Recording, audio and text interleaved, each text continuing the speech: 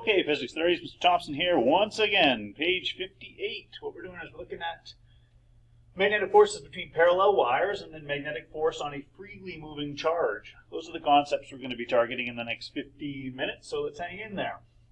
When two wires are parallel and they're carrying current, they exert a force on each other. So when they have the same current, then what you do is you can use your left-hand rule, the first-hand rule, for conductors. A current-carrying wire generates a circular magnetic field around it.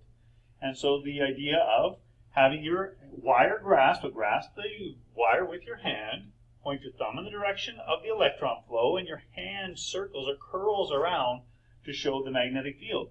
And so the magnetic field here would be around the conductor. In fact, as it's bringing its current going this direction, okay, the actual field should go circular and around it, okay?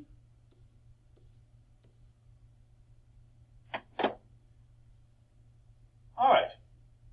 If they're in the same direction, then what you can do here is you can find out the fact that these two fields should attract each other. One way to do that is to kind of set up a little magnet to simulate what's happening here. So this is like a north pole and this is a south pole, okay? Because, of course, a magnetic field always goes into a south and comes out of a north. And then the same thing here. You could draw up a small little magnet to represent the field line at that point. Here you'd have your north pole, and here you have your south pole. Now, when you look at the two magnets, they're next to each other, and they look like this, right? You have north and south, and then south and north. Now, south and north attract each other, and so these two wires do attract it together, okay? Take a look at when the currents are in opposite directions. The same sort of situation arises where you can figure out the direction of the magnetic field around the wire, but if you simulate this and set it up like magnets, okay, just to show those field lines so that you can more easily visualize this, then you have like the north and south here, okay, and then over here you have it simulated with north and south. I'll just put them side by side the way I did on the last problem just over here in this location, okay? And then this would be north and south. And so these two wires, right, if they have currents running in opposite directions, they repel each other. So currents running in the same direction between two wires attracts them together. When the currents are in opposite directions through wires, they interact in a way where they repel. All right, that explains that. Let's go ahead and work with magnetic force on a freely moving charge. All right, the equation that we use here, Fm equals Q, V perpendicular times B, where the speed of the charge is perpendicular to the magnetic field. That's what's shown here, okay? Now you can see that a Newton is really broken into a charge times a speed times a magnetic field strength. And so we're showing how the units work out, because the left-hand side is in newtons, it's a force, and then the right-hand side is in coulombs times meters per second times Teslas. Okay? So Q is the magnitude of the charge in coulombs, V is the speed of the charge in meters per second, B is the magnitude of the external magnetic field in Teslas. Note, magnetic force is always perpendicular to both the magnetic field and the speed, using rule number 3. Okay? So we can apply our hand rule. If the magnetic field is perpendicular to the speed, then the magnetic force is at a maximum value, and if the magnetic field is parallel to the speed, then there's no magnetic force at all. All right, let's look at uniform circular motion. If the magnetic force is the only force on the charge, in other words, it's the net force, the charge goes into uniform circular motion. So based on Newton's second law, F net equals m times a.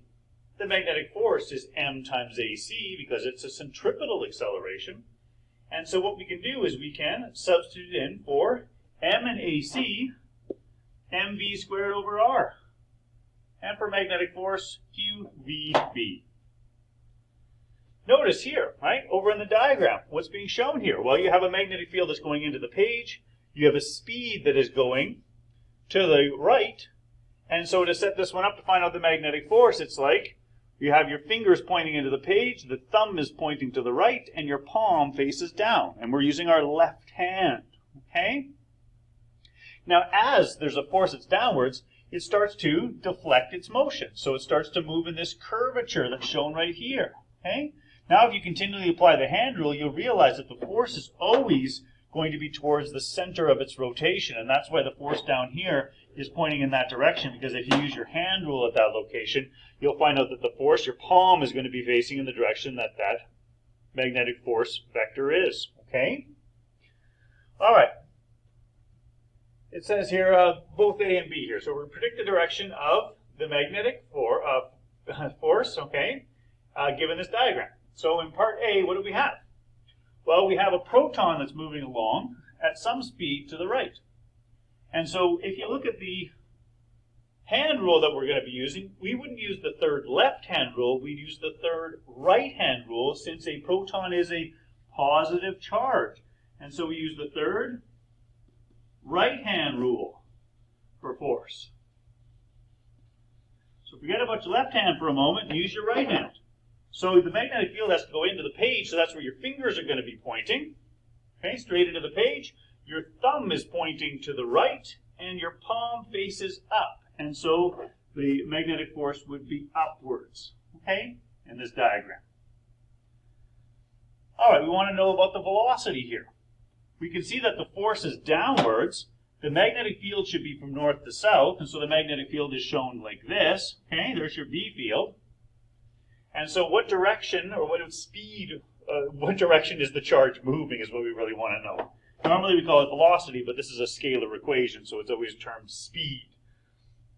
Okay, so to set this one up here, you want to make sure you're using your left hand because of the fact it's a negative charge. So we use our third left-hand rule for force.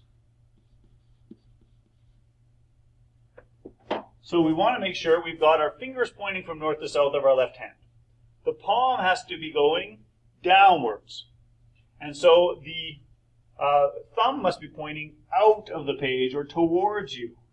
And so the speed or the velocity of it would be out of the page. Okay? Take a look at the part 3 here. We want to know the external magnetic field. Now we have an alpha particle that's moving upwards, okay? And the magnetic force is to the left.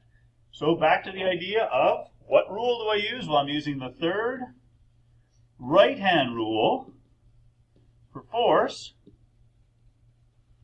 because I have the charge being positive. And so with my right hand, I'm going to make sure that my fingers are pointed, okay, into the page to have my thumb pointed up and my palm pointing to the left. And so it's kind of like one of those handshakes to the board once again with your right hand. Okay? And so the external magnetic field must be into the page in this case. All right, question number 2. Which of the following is an equivalent unit for magnetic field? Well, when we take a look at the previous page, you can do that if you want, but what you do is you use the formula, right? The formula is this. It's Fm equals QV perpendicular times B. Now just solve it for B. B is going to be Fm over Q times V perpendicular. Now when I put my units in, this is going to be a Newton on the top. You have a Coulomb on the bottom, okay? And a meter per second on the bottom, which ends up giving you this last one here, Newton times second over Coulomb times meter. All right, I'll stop it there, and then I'll set up the next one so we can get those done as well. Hang in there.